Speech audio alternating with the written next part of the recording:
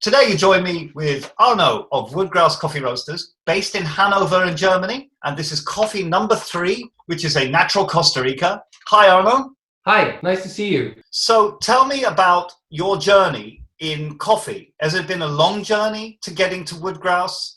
It's not so long ago. I think Woodgrouse is now existing about something like 3 years. My background is photography and art. That was my the first thing I did.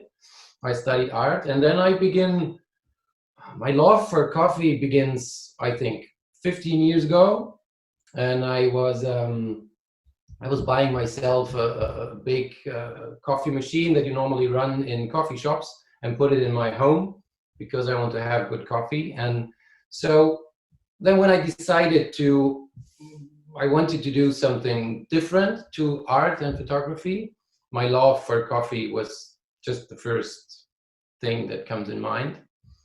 And I also had this kind of background also in my art, where I was all the time thinking about things like equality and the problems in the world. And then the idea of specialty coffee, I was reading a lot about the beginning of specialty coffee with the companies like Intelligentsia, and the idea of making coffee fair. And so it was more the idea of fair relationships to farmers that brings me into the idea of roasting coffee. It was not that I just wanted to have something where I can earn money with. It was the idea to do something where I can help in a situation that is hardly problematic, because the typical coffee business is, it's really not a good business. The farmers don't get enough money for their beans, and so they're struggling. And then I see the idea of specialty coffee is to change this, to make a better working supply chain. Let's talk about La Pastora.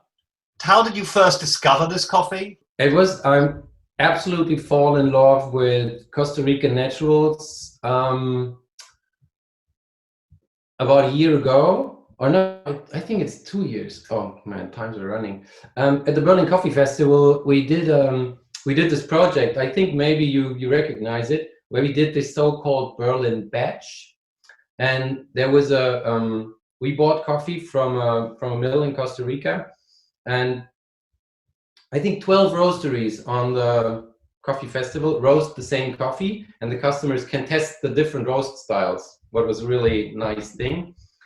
And then this coffee gone, and a year later, at the next harvest in Costa Rica, I couldn't drive there, sadly, but I begin to collecting samples from all the importers I worked together to search this particular taste I had in my head from the last thing.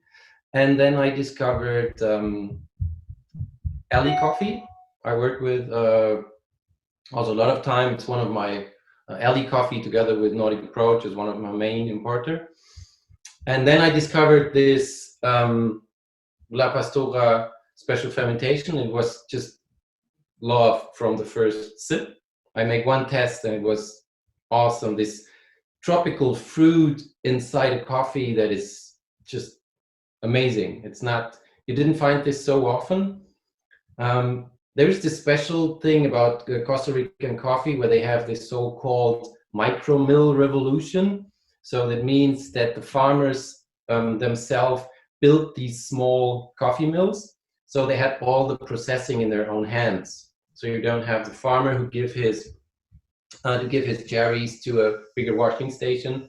And so there are a lot of experimentation ideas because of this, that they have it all in their hands, They have this 48 hours anaerobe fermentation after the harvest, and then they put it on their drying beds. And that gives it this kind of, I would say, sometimes it's like a rum aromas inside, you know, this kind of funky mixed with this tropical. Should we get brewing? Yeah. Small metal Kalita, 155? Yeah. Perfect. I don't know if you can, it has drilled bigger holes, yes. I've heard about this, yeah. 13.5 grams. Okay, 13.5. And what grind setting should I use? I would describe it as a finer beach sand. So you can that you not have the fine salt one, just a few steps finer. Medium fine, would you say? Yes, medium fine. Okay. And I'm using the bigger filter papers for the small one. Oh, that's interesting. Okay, I'm going to swap for the bigger papers. It didn't have something to do with the brewing. It's just a practical thing because the big ones, they don't. The small ones, they sometimes collapse. So 185 can be really useful just to hold the shape. Excellent. Yeah. Wow. And you didn't need to buy different ones. You can use the 185 all the time. Yeah, I never thought to do that sometimes because it does collapse. Nice. I begin with the first pouring of around 40 grams of water. Then I swirl, and about 20 seconds I just do the rest in one pouring to 200 grams in the end. Wow, that's very different. Okay, so the first pour is going to be to 40. Yeah. Okay.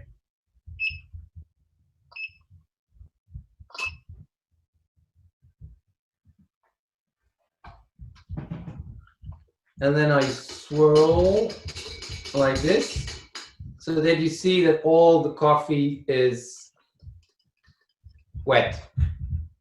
Okay, swirling. Right. How long do we wait? 20 seconds. Okay. So you don't want to get it completely dry. So now after the 20 seconds, we just slowly go up to our 200 grams. Very slow, I guess.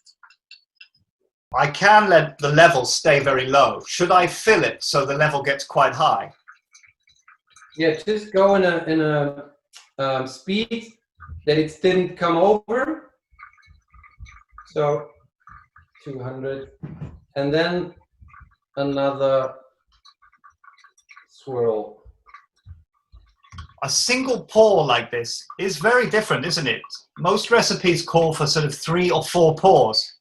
Maybe it had to do with most of my experience in coffee making comes out of the daily business, you know, out of the daily business in my coffee shop. And so maybe there's this also this idea of practicality inside. We tested different recipes with breaks, without breaks, and then we come out with this that we see it is important to have this first wait so that the coffee can bloom with its time in the first 20 to 30 seconds. But the difference between when you make breaks and the pourings or not, we were okay with this. So I really like it like this. And we have now mine is ready. It's about 20 minutes and 20 seconds, what is quite okay.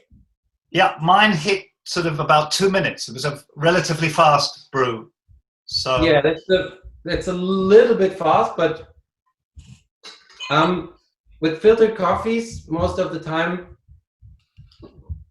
when it's I like it more when it's a minimum too fast than too slow, because for sure, you know, when you are too slow, you're coming in some over extraction parts, and we're really more about this clean tasting notes.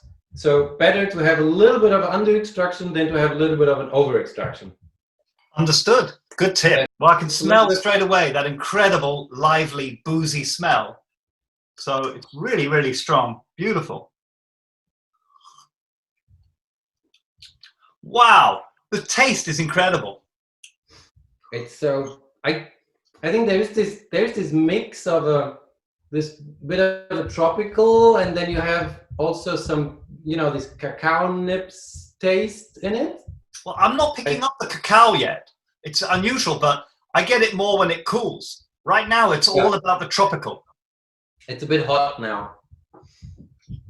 Wow. And it's so clean, and I think you've really just taken it to the edge where the funkiness is just right. Any more, and I think it would be overpowering. Any less, and it would just be a tame coffee. So you found that sort of narrow bandwidth of perfect level of funk.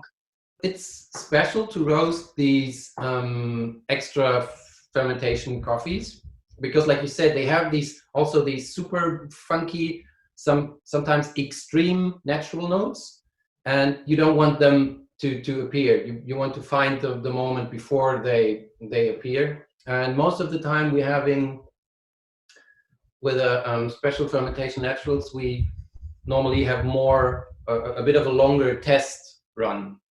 You know, when I have my, let's say, Colombian washed coffee, there is a bit of a basic idea from the beginning where I know where it can be and how it should taste. And with these coffees, like the Pastora, it's more testing.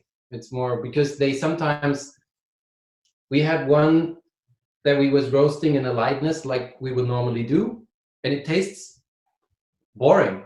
It was really like, I was wondering, is this the right coffee I ordered? It tastes boring. And then I really go in a degree that is a bit darker than I normally do, and the coffee was amazing. It was just perfect. But also we experienced the other way around.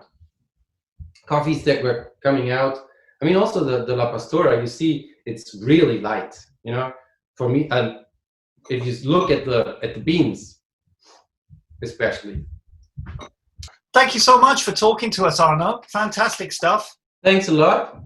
Happy to be part of the taster set, and hope the people like the coffees.